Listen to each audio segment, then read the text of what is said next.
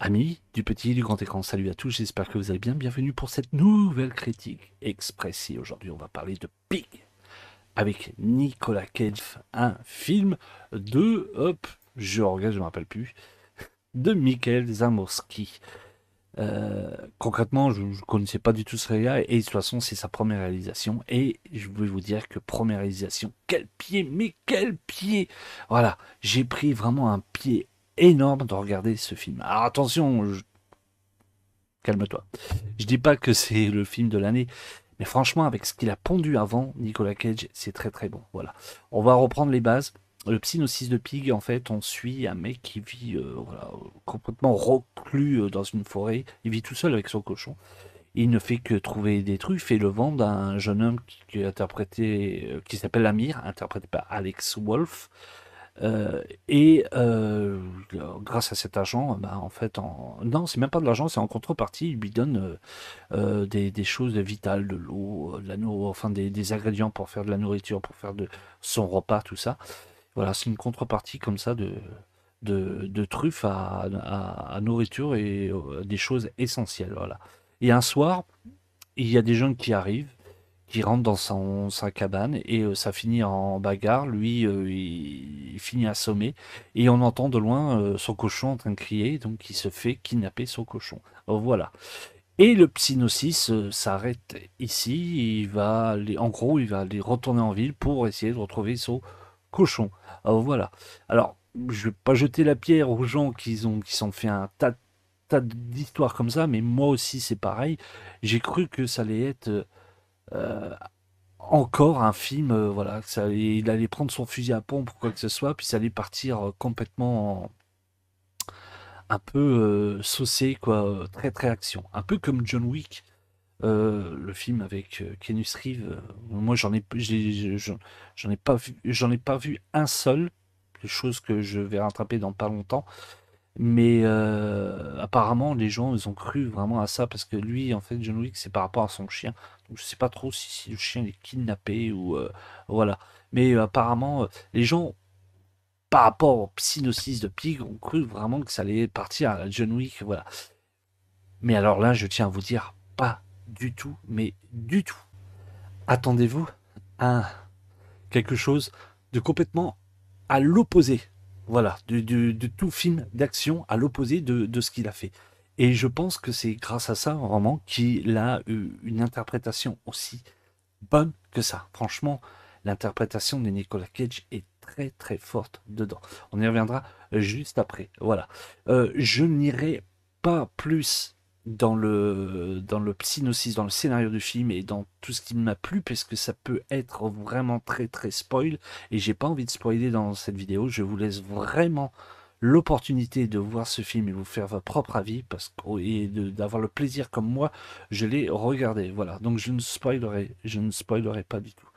Je vais juste parler par exemple des acteurs. Donc on va commencer par Alex Wolff, qui j'étais très très étonné de le revoir ici parce que je m'étais pas trop intéressé à cet acteur et depuis quelque temps je vois pas mal de films avec lui et je me suis dit ouh, ce mec là il commence à faire quand même pas mal de films et ses interprétations sont toujours assez justes, à part dans le Hold de Night Shyamalan que je n'ai pas vu, donc je ne me ferai pas mon propre avis. Mais par contre, par exemple, sur le film My Friend Dahmer, sorti en 2007 sur la plateforme Netflix, qui raconte l'adolescence du serial killer Jeffrey Dahmer, le fameux serial killer, oui, qui a tué 17 personnes.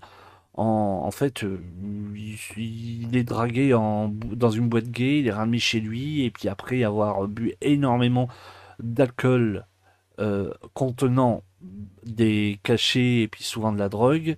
Les gens, ils étaient complètement défoncés. Lui, il les étranglait à mort, puis après, il les démembrait, il jouait avec leur corps. Alors, voilà, c'était un truc de malade.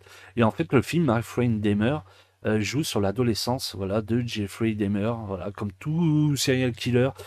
Voilà, ils ont toujours eu une adolescence terrible, donc on refait voir, voilà, l'adolescence de Jeffrey Dahmer, et Alex Wolff joue justement un camarade de classe, voilà, dedans, et il joue très très bien. Dans Hérédité, il joue le fils de la famille, voilà, il joue très très bien, j'avais bien aimé aussi Hérédité, et, euh, et Bon, voilà, je me disais, j'ai vu que ça, non, j'en ai vu un troisième, c'est Pig, et ben Pig, dedans, il joue le rôle de Amir, qui n'est autre qu'un jeune qui travaille dans le milieu, voilà, vous l'avez deviné, de la restauration, et puis qui vend, voilà, des truffes à des restaurateurs, voilà. Je n'irai pas plus dans le spoil parce que là, voilà, je, j'en ai pas trop dit, mais c'est un peu la clé du scénar, voilà. On va parler aussi maintenant de Nicolas Cage parce que c'est le but en soi, c'est l'acteur principal dans le film.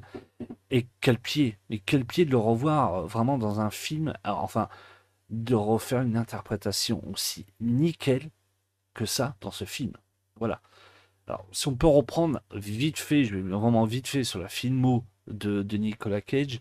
Moi, voilà, j'ai toujours aimé Nicolas Cage dans les années 90. Voilà, c'était les films popcorn où je me prenais pas la tête. Qu'est-ce que j'ai maté de lui? Bah, le fameux Volte-Face, voilà, avec John Travolta de John Woo, le pied total. Les ailes de l'enfer aussi, j'avais bien aimé. Family Man aussi, qui est vraiment sympa. J'avais bien aimé Family Man. Qu'est-ce que j'ai regardé d'autre? Snake Eyes aussi, j'avais bien aimé Snake Eyes. David et Lula, non, c'est Lauren Lula. J'allais faire mon. C'est Lauren Lula de David Lynch, voilà, c'est pour ça que je me suis trompé. Celui-là, je l'ai vu un tout petit peu plus tard quand je me suis vraiment intéressé à la filmographie de David Lynch, vraiment entièrement. Et il joue vraiment, vraiment bien dedans. Et il y a deux films que j'ai en support parce que je les adore par-dessus tout. C'est le Living Las Vegas, voilà, avec Elisabeth Chou. Lui, il joue le rôle d'un mec qui a perdu sa femme et son fils, voilà, divorcés parce qu'il était trop alcoolique. Et puis, bah, lui, il supporte pas ça, donc il s'amuse à s'amuse. Il met fin à ses jours, veut se suicider avec l'alcool. Donc il part, il vend tout, il claque tout, il part à Las Vegas pour se saouler la gueule. Et il rencontre une prostituée, interprétée par Elisabeth Chou, qui joue mais d'une force dedans. Voilà, j'adore ce film.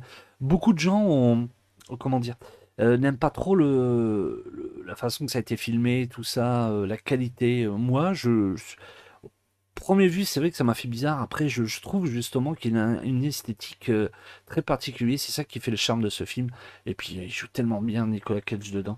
Et un autre film aussi que j'ai trouvé qui joue vraiment bien et je l'adore, c'est de Joel Schumacher. C'est 8 millimètres, voilà, avec l'excellent Joaquin Phoenix, qui joue très très bien dedans, un excellent second rôle, et ben le premier rôle bien sûr, Nicolas Cage, qui joue vraiment bien le détective, qui va sombrer vraiment dans les bas-fonds, les backrooms du cinéma pornographique. Et c'est un excellent film et j'adore quoi. Voilà, il est à la fois très angoissant et très triste. Voilà, j'adore. Et dans Pig, eh ben, j'ai retrouvé le Nicolas Cage que j'ai aimé dans ces films-là. Voilà quoi. Une interprétation vraiment nickel. On passe du mec qui peut te tenir. Il y a une scène où il te tape un monologue de 10 minutes avec Alex Wolff et une autre personne. Je ne citerai pas son nom parce que, ni sa profession parce que ça fait très spoil. Et, euh, voilà, c'est juste une interprétation nickel. Donc il passe du genre de personne comme ça à une personne très triste. Parce que quand on lui enlève son cochon, c'est très très fort, c'est très très triste. Et même d'ailleurs, le bruit du cochon m'en fait un peu froid dans le dos. C'est vraiment, on sent la peur de l'animal, la détresse de l'animal. Et il peut jouer aussi une personne très énervée, parce qu'il y a une scène à un moment donné, voilà, je me rappelle, je vais pas spoiler, mais franchement, voilà, j'ai pris un pied, vraiment, j'ai pris un bon pied de retrouver le Nicolas Cage que j'ai retrouvé dans les anciens films, et il joue vraiment très très bien. Comme quoi, quand on est bien entouré, on a des bons scénarios, on peut vraiment faire de très bons films. Donc, petit message à Bruce Willis, voilà, que je pense que aussi Bruce Willis, si un jour il a un scénario et disons un scénar qui pourrait le faire relever comme il a eu par exemple dans Sixième Sens ou dans L'Armée des 12 singes, là, ce serait le panard de revoir aussi un Bruce Willis. Et là, Nicolas Cage, bah, c'est ce qui lui est arrivé, il joue vraiment, vraiment, vraiment bien dedans, quoi. Non, vraiment, chapeau. Donc voilà, je ne peux pas aller plus loin dans le synopsis.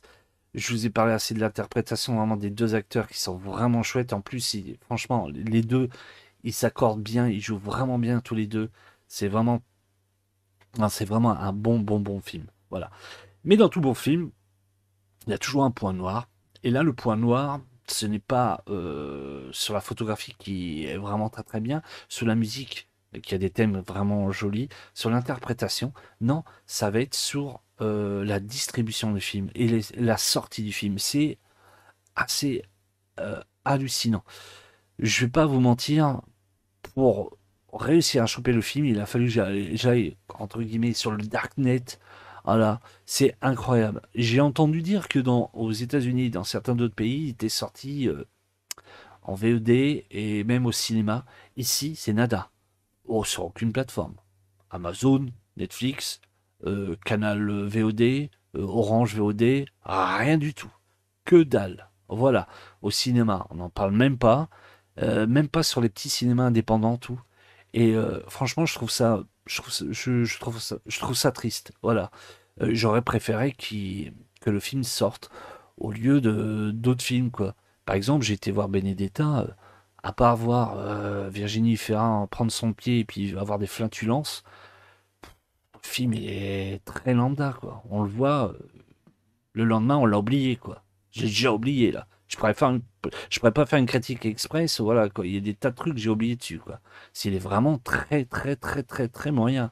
Donc j'aurais préféré que un Pig avec Nicolas Cage sort à la place de ça. Voilà, quoi. C'est clair et net. Soyons clairs. Franchement, je trouve ça triste de devoir choper un film vraiment sur le Darknet, trouver sur le Darknet pour regarder un film aussi bien que ça. C'est vraiment chiant. J'aurais voulu mais vraiment un visionnage dans un cinéma. Franchement, j'aurais vraiment aimé. Mais voilà, c'est comme ça, je sais pas, les distributions assez bizarres.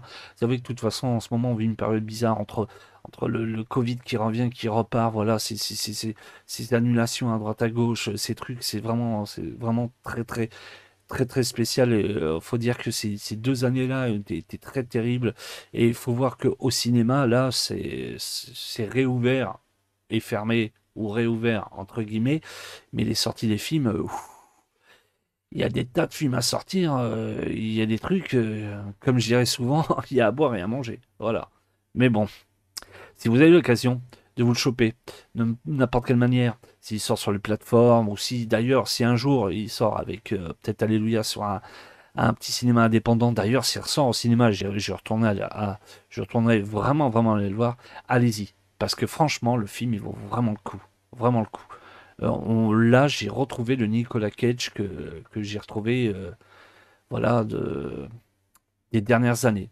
Même si, j'ai oublié de le dire, que ces derniers films, on va pas dire que c'est pas l'horreur, quoi. Moi, j'ai bien aimé Mandy, j'ai vraiment bien aimé La couleur de l'espace, parce que moi, j'adore tout ce qui touche à Lovecraft, et c'est une nouvelle de Howard Philip Lovecraft, et il faut dire que des coups, les adaptations des nouvelles de Lovecraft sont très moyennes, et là, pour le coup, j'avais vraiment aimé La couleur de l'espace, la photographie, tout ça, avec les néons, j'ai trouvé ça super chouette, voilà, on en a plein la gueule. Le scénar était sympa, sur Mondi aussi. Il y avait aussi un film qu'il avait fait dans une part d'attraction. C'est sympathique, mais comment dire, ces interprétations que vous regardez Mondi ou La couleur de l'espace, c'est pareil. Il y a rien qui